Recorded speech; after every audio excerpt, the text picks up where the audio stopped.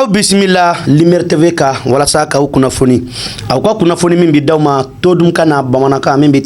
se gato am bele jeli bi famille nyuman soro ni awati sele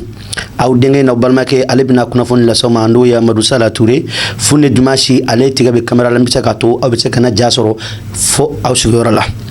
ambi to anga mali konana kunafoni min nambi folona ye o de ye abi fo ma munuma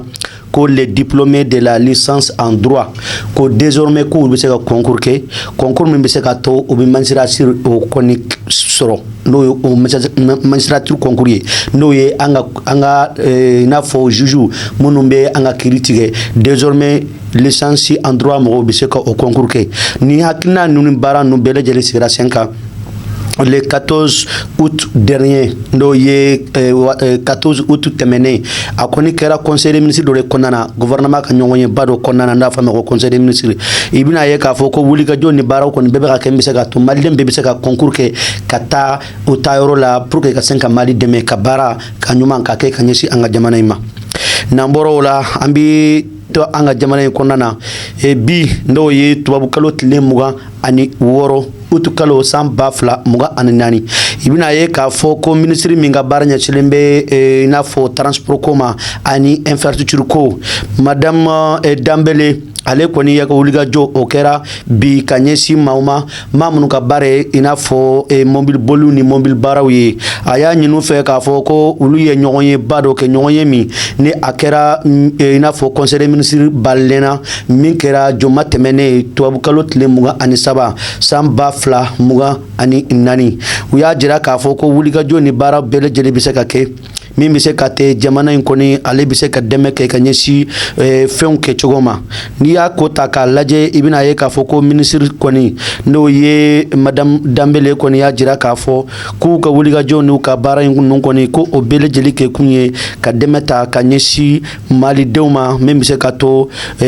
baaraw kɔni u bɛ se ka ɲɛ sɔrɔ parce que i bɛna ye k'a fɔ a y'a ɲini a ka maa ninnu bɛɛ lajɛlen fɛ k'o bɛɛ lajɛlen k'u cɛsiri u ka baara kɛ baara min bɛ se ka to a fɛn min n'a a jirala k'a fɔ ko c'est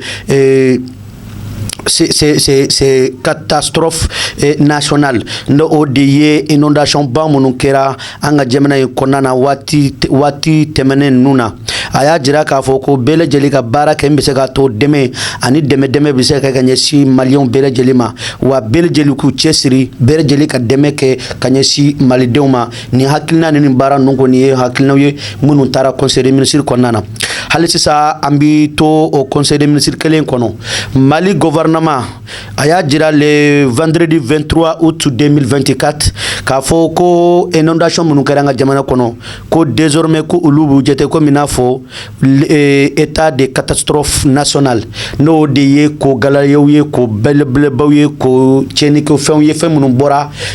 jamana min kɛra jamana kɔnɔ mais nin fɛn ninnu ko u b'a jateminɛ komi n'a fɔ a bɔra ala yɔrɔ maa si n'o tɛ mais ko u b'a jira k'a fɔ ko wulikajɔ ni baara bɛɛ bɛ se ka kɛ min bɛ se ka to dɛmɛ bɛ se ka se minnu ma minnu ye gɛlɛya sɔrɔ parce que i bɛna ye k'a fɔ ko nin ko in a ye tiɲɛni caman lase maliyɛnw ma région bɛɛ lajɛlen kɔnɔna na hali Bamako capitaine yɛrɛ b'a la wa Mali ɲɛmaayaso n'o ye gouvernement n'u ka président n'o ye Colonel Assimi Goïta u y'a jira k'a fɔ ko baara o baara kan ka kɛ min bɛ se ka to malidenw bi kokɔrɔma don nin ko ninnu na ko o baara bɛ sigi sen kan wa o fana kɔfɛ Mali ɲɛmaaw y'a jira k'a fɔ ko i n'a fɔ an ka ministre min bɛ n'o ka baara ɲɛsinnen bɛ économie et de financement n'o de ye sɔrɔ ani taaɲɛ ani jamana bɛ se ka i n'a fɔ sɔrɔba sɔrɔ a kɔni y'a jira k'a fɔ ko ale ka wulikajɔ kɔni bɛna kɛ ni o sɛfa wara hakɛ bɛ se ka taa 4 miliyari la min bɛ se ka to dɛmɛ bɛ se kɛ wa o kama ministre bɛɛ lajɛlen welelen don wa ministre bɛɛ lajɛlen y'u cɛsiri ministre bɛɛ ka mobilisation k'u ka yɔrɔ la min bɛ se ka to u bɛ se ka dɛmɛ kɛ ka ɲɛsin u ma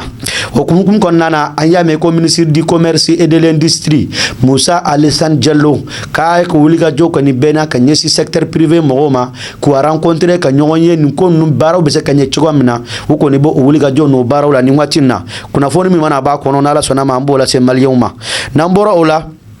ambi to hal sisa nin ko ingono Colonel Assimi Goïta na le Confédération de l'AES o fana nyema bado Mali ka nyema ya kofe ale koni ye papier 7 papier minda ya ajira ka foko ale balmake mimbe Burkina Faso kan duba wale ko Capitaine Ibrahim Traoré ani abalmake mimbe ina fo Niger kan duba wale ko General Abdurrahman Chani aya jira ka foko ulu bele jali toyala ko kafara ale Colonel Assimi Goïta tola en tant que président de la Confédération de l'AES kale bi inafo ala wele ala ka hina Mali deuna ani farafin deuna ani Sahel jamana deuna min bi se ka to ko munu kera ka nyesuma o ko bi se ka nyechugamna ani ka deme nyini Mali deuni jinya befe précisément Confédération de l'AES ma o fe nyema o kata fara jamana deunka kale ka condoléances ko ne bi se o bema wa ko deme min bi se ka suru bolo ka nyesi mawma mamuni ye galaya soro ni koina parce que neta ka laje inondation ya belebeleba kera Mali ani Niger handa soro do kera Burkina ma bunya kan jamana fula intabo donc Colonel Assimi Goïta en tant que président de la Confédération ale kwani ye folikan ani bilaserali ani hakilna sigi kumaw ayo ke message do kolonda ya ci abalmawma au nom du président de la Confédération na ale yere ya bibina anga Sahel jamana non konana Namboray ambita inafo kunu na abena le 25 août 2024 sans bafla muga ani nani seisebe konana ambalmake do be nduba wale ko activiste Tayruba ale koni kuma galew ni kuma dota kunyesi premier ministre Choguel Kokala Megama aka livre minda ya sebenda fama ko ma vie Mali et ma vie no odeye livre laba mimbola Choguel Kokala Mega yoro ka nyesi Mali do makuka kalanga famille sorala Tayruba koni kera mayema miya amine uka nyonye do senfe nyonye min kera seisebe konana kunu soma dafe no ukunya foko bita joldi de ke joldi abike sababu ye kanyesi Mali fintuguma me ni nyonye koni au konana uye aye kuma galunta kunyesi Choguel Kokala Megama ka kuma udofo kuma munumba jira ka foko ale nyumana ko Choguel ye kuma munufo kulu ye galunta kuma ye livre konana wa ayata suma mine kabla livre kono wode kama kuna foni munu sorola anyaye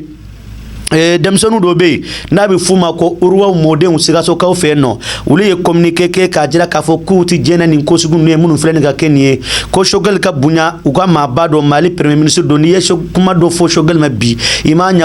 fo Choguel ma en tant que docteur Choguel Kokala Mega mi yake ka nyesi Mali premier ministre de ma kuti jena wi o fana ko fe ya jira ka fo ko livre mun jena fleni ko adama de ndo ka hakilna na ka uli ga jona ka baraw de do ko tiens la kulu ba nyini Mali juridiction fait compétent fait ku ka wuliga joke kanin koyin ka ako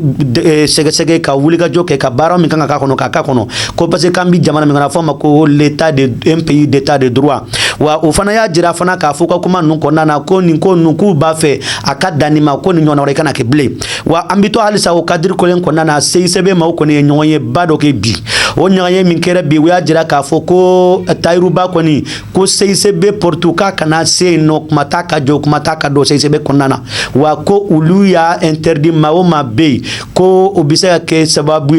ko Tayruba ko ni bisa do ulu fe kuti jenai bi uti jenai shini wa we bele jeli wele ko mashika na son ika événement organisé ko Tayruba ko ni ka ye ala seisebe konna na kuti jenai bi uti jenai shini o fana ko fa anya ye Choguel ka ma chama fana be ulu chesiri ka jira ka foko Tayruba ye mingene kuti jenai anya ye kalamba chama ni kodana chama fana be ulu ye ka sebenu ke ka jira ka bololo sira ka ko ninti ko ye ko mi ma bi jenai wa ku bi se ka keni ma ben hakilla to nyon famu politique sira fe me nin ko niti ko ye ko min kanga ke donc ningo ye kuna foni min nanya soro ka bo alisisa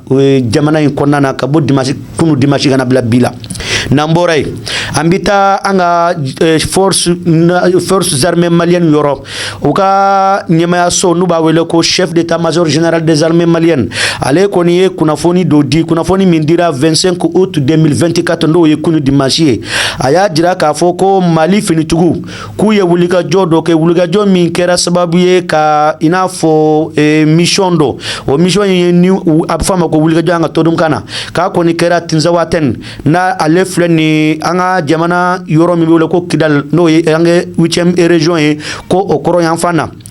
aya jira ka foko ningoni kera fɛn min mali finitigiw ye i n'a fɔ tasuma filiw kɛ tasuma filiw minnu kɛra ka ɲɛsin terroriste ka mobile dɔ minnu ma minnu kun bɛ ka regrouper yɔrɔ dɔ la o fana kɔfɛ k'a jira k'a fɔ ko wulikajɔ in kɔni ko o kɛkun tɛ dɔwɛrɛ ye koyi ko min bɛ se k'a to malidenw bɛ se ka lafiya k'u t'u sigiyɔrɔ la malidenw bɛɛ bɛ se ka lakana min bɛ se k'a to terroriste kana se ka fara ɲɔgɔn kan k'u bɛ wulikajɔ kɛ ka baaraw dɔ kɛ ka ɲɛsin mali ma ka gɛlɛyaw ta k'u ɲɛsin AES jamanaw ma k'olu ye nin baara in kɔni kɛ ka ɲɛsin o de ma wa a y'a ɲini maliden bɛɛ lajɛlen fɛ ko bɛɛ lajɛlen ka hakili to yɛrɛ la ko bɛɛ lajɛlen k'u ma bɔ nin yɔrɔ ninnu na ko maa o maa bɛ yen k'i bɛ se ka dɛmɛ min kɛ fana k'a di mali finitigiw min bɛ se ka to u ka nin kɛlɛ in u bɛ ɲɛ sɔrɔ a la k'i k'o baaraw kɛ a y'a ɲini fana ko an maliden kelen kelen bɛɛ k'an hakili to an yɛrɛ la k'an hakili to an ka jamana na k'an hakili to an ka finitigiw la k'u dɛmɛ u ka baara la k'u ka baara nɔgɔya u bolo k'a fɔ ɲɛna dɔrɔn ko nin kun ye kunnafoniw ye kunnafoni min n'an y'u sɔrɔ bi tɛnɛ dɔnya in na k'u lase aw ma hali sisan k'aw hakili jigi an ka dɛmɛbaw mun i n'a fɔ madame Fatoumata Ɲani Batuli mouvement an b'i ko o ɲɛmaaba madame Touré Binta Ɲani